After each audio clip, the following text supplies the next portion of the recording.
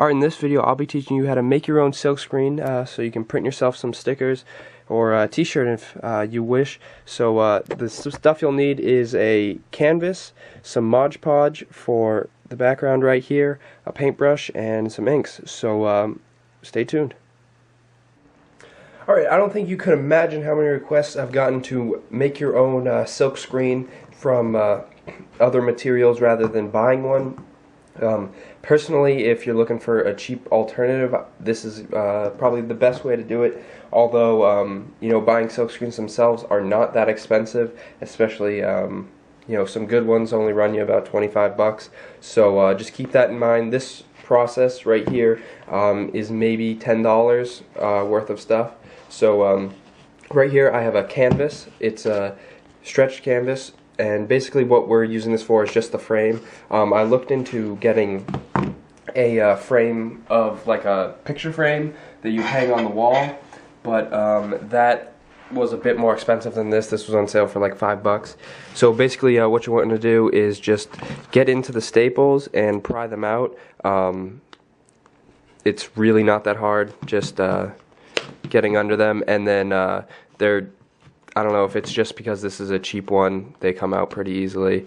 And then the canvas just kind of unfolds around it. You don't need to cut the canvas at all, and save the canvas because you may be able to just use it as itself and tack it up or something. But it comes off pretty easy, and then you got your frame. And I guess the deeper the well, it doesn't really matter how deep it is, but the deeper the well, it could benefit you with how much ink you can put on at one time.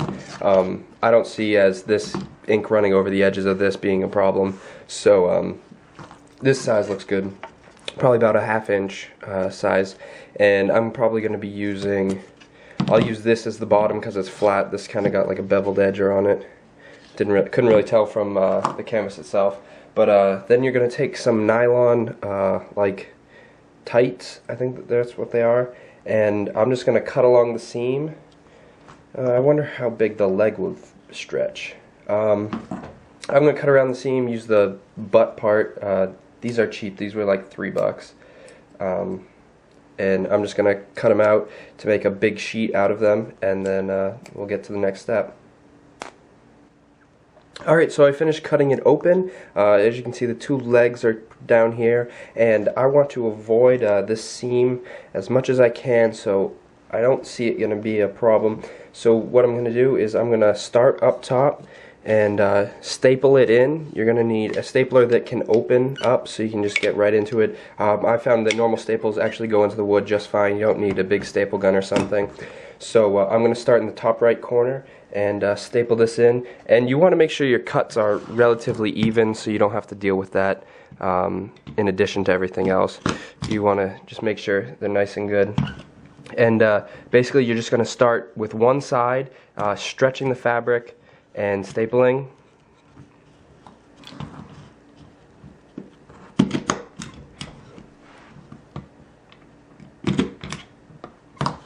Now this side you don't need to stretch too much. You just want to get a nice even unwrinkled, that was a bad staple, but unwrinkled is the only crucial part for the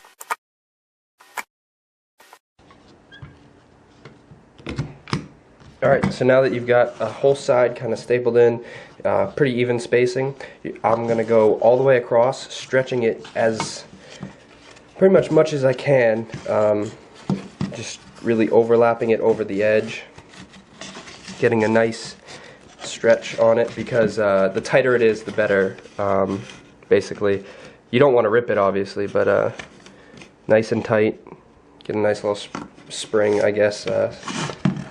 This will be, it'll help if you have a partner or someone else to kind of then staple it, but I'm doing this by myself because, you know, that's the scenario probably some of you are in. So I've got it stretched over the corner. Now I'm going to hold it with one hand and attempt to get a few staples in, kind of bracing my thumb from the other side.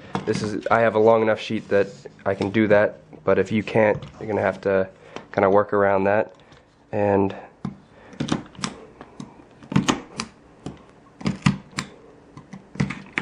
Just try to get a bunch of staples in before letting go. Working with a bigger staple gun would help you here, as you could kind of just shoot it in, but this is pretty consistent about getting them right into the wood without any trouble. And you can always trim the edges afterwards if you have extra fabric. And then see, I've got a little pull here, kind of like it's not tight enough, so I'm just gonna pull that back and put another staple in.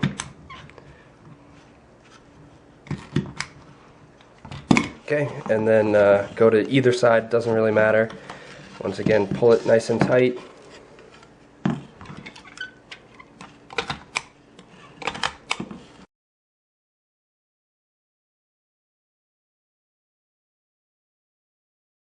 So you got a pretty good screen right there. As you can see, there's a little bit of pulling over here on these ones because they are not pulled as tight since they are the first ones.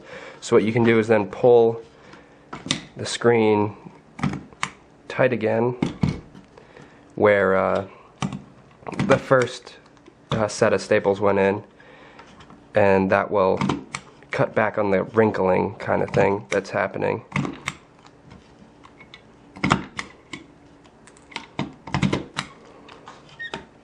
And no need to be sparing with the staples. The more you have in there, the more consistent it'll be. So, got a nice little area there for your silk screen. Now, you can cut off all this excess. I'm just going to take a knife to mine, and yeah. Now that you've got your screen all stretched, have your design ready to go, just simply place your screen over top facing the right direction. You want this to be readable because it'll be printed right through. So I'm just going to center mine, and then take a black marker and just outline the outline as if it was the ink coming through. Now be mindful that you will have to paint this, paint the negative area of the design. So, you know, really thin lines will be tough, but if you got a steady hand, go for it. Alright, so there's my two images, the original design, and then it's colored on the silk screen. So now you're going to want to get a paintbrush or a sponge brush or something that you can paint with, and your Mod Podge. Now, taking your Mod Podge, you're going to paint all of the white space of the design, so inside all the letters, outside all the letters, and a good amount around them so no ink gets put through the edges. Now I'm just going to be using a regular paintbrush and maybe a little bit of sponge brush.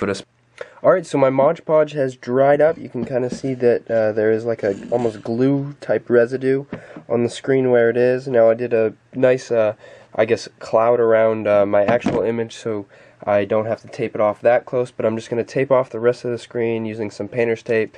Masking tape, I suppose, works the same. Anything but like really sticky tapes that'll leave residue on the screen. I mean, you could even use a silkscreen tape, but seeing as you're building your own silkscreen, my guess is you don't have that. So I'm using what you would have. Now, no specifics here, as you know, your design will determine where you need to put tape, but just make sure you get all the edges, especially right in there in the crease, so no ink seeps under that way, as I know when I just started silk screening, that was one of the main things I ended up running into halfway through a print session. Ink would kind of seep through the edge of it.